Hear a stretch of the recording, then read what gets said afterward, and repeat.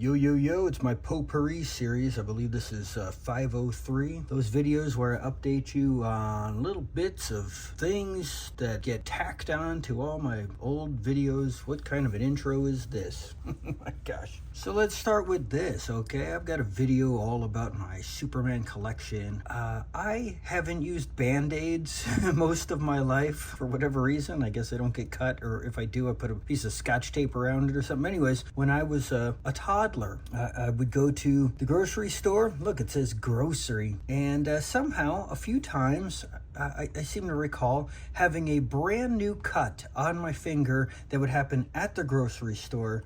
And as we would go through the checkout line, the nice lady, I believe it was always Kmart, for whatever reason, the cashiers always had the Superman. I thought they were Superman Band-Aids, but I guess they're not. Band-Aid is a brand name. It is a bandage. This is the Curad bandage. They are the ones that had the Superman brand. And this is from 1978, which would have been when I was 4.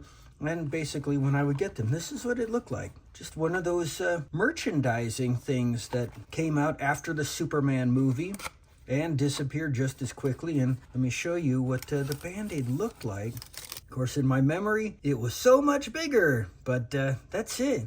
That tiny little thing. So you can tell this is a Band-Aid designed for toddlers. No, it doesn't say it. They just knew it. And the whole thing would be wrapped around, but you get the picture. All right, so what's next? Right there, another little Cthulhu. I went to a new convention, Spooky Empire 2024. This was a vendor. She had a gigantic Cthulhu, a macrame Cthulhu that she had sewn out of yarn. And really, the thing was gigantic. It was as large as my torso, and it was really, really heavy. And she had it up on the back wall of her entire thing, whatever. I asked to see it. It was the most phenomenal thing I'd ever seen. It was $300. I was so tempted to get it, but I didn't. I was like, it's time to stop being insane about what I get. And where would I put the thing? I mean, it was so huge, but it was awesome. So as I was leaving, my daughter found something that she wanted from the lady, and while they were kind of talking and doing their thing, I was just looking around at her booth, and she had these little Cthulhus, and I picked it up and I said, hey, what about this? And she goes, oh yeah, I forgot about those. So I got it. I think it was like $5 or whatever. Okay, so I've been able to continue the Agatha Christie journey with my mom. Like I said in the previous videos, we went and got to see the new movie, and I got the paperback book that she would have had. Remember, this is all about my mom's Agatha Christie book collection that I decided to then pursue in a way that we could share in that experience. By every time a movie or a play would come out, I would take her to see it, and I would get the original paperback book that she had in her old collection. And we started with The Murder on the Orient Express when that movie came out, and then when the sequel followed, Death on the Nile, we got that. And then we went to the play, The 10 Little Indians, or actually the play was called And Then There Were None, which is the alternate title of this book. Then we went to the Agatha Christie play The Mousetrap, which was written as a play. They later put it out into this book, so here that is. And then we went to the third movie, which was A Haunting in Venice, which was based on the book Halloween Party. So here's that book. And now we just went to the play right here, The Murder of Roger Ackroyd. Pretty nice, huh? The adventure continues. All right, so I mentioned that YouTube channel about what they call Power Comics, and they're in association with Floating World Comics to reprint and re-release these things they call Power Comics. And I showed how the complete John Tar had come out, and I had ordered it through my comic store, but right before it arrived, the actual creator of the comic went on Facebook and said, hey, who wants a copy signed by me? So I got it from him, and then the one at the store arrived, so I got 2, right? And I don't know if I showed this before, but something they was very big and important to the Power Comics guys was getting this New York City Outlaws out. I got that as well. Haven't removed it from the shrink wrap yet. See, Floating World Comics. Look, Power Comics. And, the Earthman and Lance Stanton. I've shown this stuff before. before, as well as Crowbar 9. Crowbar 9 was the follow-up to Vendetta, the Holy Vindicator, which is collected in this collection, right? And again, the guy that created it, when this was coming out, he went on Facebook and he said, who wants to get a copy signed by me? So I got one. I'm like, cool. But the big news is, by the release of this, he was so amped up, he wanted to make a new issue. Like what takes place, 30 years later. He's going to follow it up with the new issue. So it came out in Preview's catalog, and I told my comic store about it. Can you get it for me? And they did, except all they did was just get me the same trade paperback again.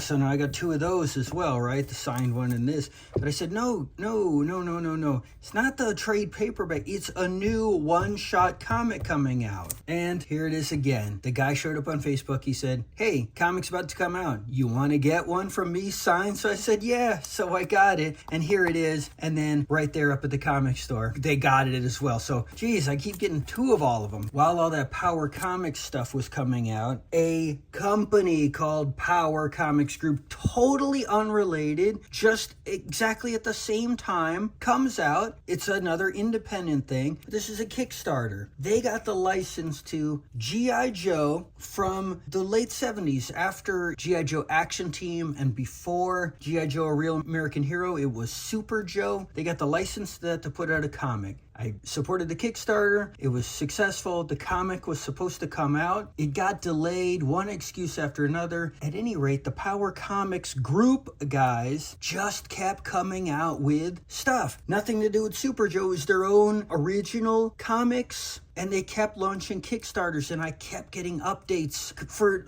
the whole year about all their stuff. Oh, boom, boom, boom. Support this one. Support this one. This one's coming out. I'm going to a book signing. Here's this one. Support this book. Support that book. And all I kept saying was, I already supported your first book. When is it arriving before I support anything? So I never supported another thing from them. And but here at the end of the year, finally, it comes out. The very first thing they did. I don't know if all their other stuff has ever come out, if those were delays or whatever. I don't care. This is what I wanted. It finally came out. So here it is. I haven't even taken it out though. Let's take it out and see what happens. Some cardstock, sticker, 2 copies. Don't exactly know why. I got 2 copies. Is there any difference? I don't remember. It's got to be a reason why I got 2 copies. I assumed there were 2 different covers, and I would have asked for both, issue 1A and 1B or something. And I don't know if that's true or not. I'm just wondering, why would I get 2 of the same thing? That's not how I do things. Oh, look at that. And he's gone. Look, and advertised. That's how old this thing is. Advertised for his big website. Been going for years and years. You remember my collaboration with him back in early 2017? Yeah, he's already gone. The whole website's gone. It's all over with. He sold his collection and everything. Jeez, this was quite the wait. And no, I can't figure it out. I don't know why I have 2 copies of this. I guess it goes with everything with Power Comics and me. I get 2 copies. Okay, so the next thing was, in a previous video, I showed comics that I would get at conventions from guys with their own booths, selling their own things. And this was the Princess Star Thief series that they would put out their issues one at a time through Kickstarter. I didn't know about it until they were done with all their issues and they had a booth, and I got the whole set from them. Well, then now that I was following them, I saw their next Kickstarter release, and it was this. It was the cover collection. Apparently, they made so many variant covers for every issue. They were able to make a full trade paperback that collected all of them, and that's what I got. Why? Well, because the covers were cool, and I just had 1 cover from each of the, I believe it's 3 issues, and I wanted to see like what all 36 covers look like, and so I get the collection. But I got the one where they made a custom figure of the lead character, Princess Star Thief. So I thought that was cool. I get the 4th of 5, as you can see here, signed. And now check it out. Tiempos Finales issue 3, okay? So I showed you all my other Kikli stuff and the Tiempos Finales issues 1 and 2 that were out. Look, number 3 comes with a sketchbook. There's the full cover. And, he drew a character inside. Again, should I read it for you? Welcome to the underworld, my lords. The celestial atmospheres are almost aligned. ¿Qué pasa, Tortuga? I've never heard such beautiful music, senor. Gracias, Mario. Hold out your hand to receive impartation. Gloria a Dios! Eeyore! I am sorry for ruining the beautiful dress that you gave me. Ah, it looks like Day of the Dead. I am Slowpoke Rodriguez, the slowest mouse in all of Mexico. Speedy Gonzales is a friend of your sister's. Speedy Gonzales is a friend of everyone's sister. And finally, I got something little off the beaten track. Here on my YouTube channel, you may see that I have the entire Quisp commercial collection, and I believe I've shown my Quisp collection, Quisp cereal stuff. Now, the cereal that I really grew up on there in the early 80s was Cookie Crisp, and there were some prizes that came inside. You got the Cookie Cop, the Cookie Crook, and the Cookie Cop car. Now, these were just solid blue plastic, and this one was a solid purple plastic. I painted mine to resemble what they would have looked like if they had come in full color. Look, the little cookies. Okay? Now, these match 3 other cereal prizes that came inside. The refrigerator magnets, the Cookie Cop, the Cookie Crook, and the Cookie Cop car. Now, I collect refrigerator magnets. I also had this magnet as a kid. Now, we didn't put this on the refrigerator. We had a metal pantry in the dining room, dark brown metal, grins. Many decades later, well, maybe not many decades, but maybe 20 years later, I was able to find out that this was from a cereal called Grins and Smiles and Giggles and Laugh. And then I was able to find that they had the magnets for the other characters. There's Smiles, Giggles, and Laughs. And there's like a bunch of robot characters and stuff. I got magnets for all of them too, but I just put these on my refrigerator because it's the name of the cereal. But that's not all. Now, remember my YouTube episode all about the toy Muscle and my history with those? Well, remember the fan club by Darren that I was a part of and contributed artwork to every issue of the fanzine and what have you, and was always in contact with him, with Darren? Well, at some point, I believe Quisp cereal came up, and he said, hey, do you know, and I forget the guy's name he said, but he said he is also really into cereals, and he comes out with the Freaky Magnet. And I'm like, what the heck is a Freaky Magnet? He goes, it's his own magazine he puts out, kind of like our Muscle magazine. He put out it was a cereal magazine he called the Freaky Magnet. I hadn't heard of it. Don't get it. I'm not really I didn't consider myself a cereal aficionado of sorts or collector. I didn't think of it, and I wasn't a big cereal guy. I had my Cookie Crisp, and I wanted to talk about Quisp. But you know what? I have tracked down an issue of the Freaky Magnet. So this would have been from the late 90s, and this is with the Cookie Crisp on it. But this is the original Cookie Crisp that I first started eating back in the late 70s, which had Cookie Jarvis, the Cookie Wizard, before they came up with, the Cookie Cop and the Cookie Crook of the 80s. So inside this issue, they talk about Quisp. I'm like, well, why is this called the Freaky Magnet? Turns out he was a big fan of Freaky's cereal, which I don't recall ever hearing about. Don't remember that cereal. But it turns out I must have eaten it too, because again, on that brown metal pantry, I had this refrigerator magnet. And I remember it, the back of it looks black here, but it's like a chocolate brown. I remember always peeling it off and thinking, I want to eat this. It looks like a Hershey bar. But anyways, we had this. I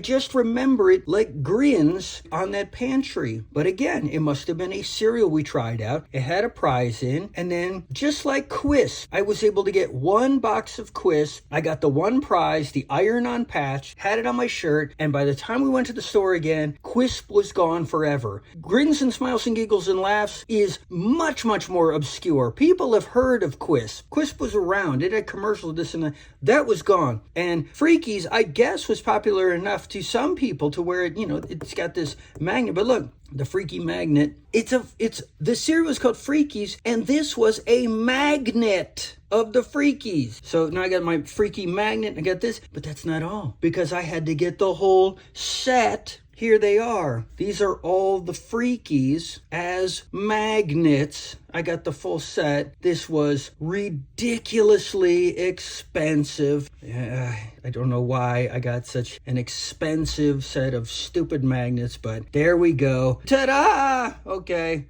One last thing. I made my own magnet. I kind of think the mascot for my YouTube channel is the beach towel colored Stegron, and this is my drawing of Stegron that I have colored in the beach towel colors, and I made it into a refrigerator magnet.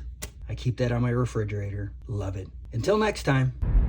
I haven't shaved in a week. I wanted to see how it would look, but my face feels like it's covered in fire ants and I look like a bag of dirt.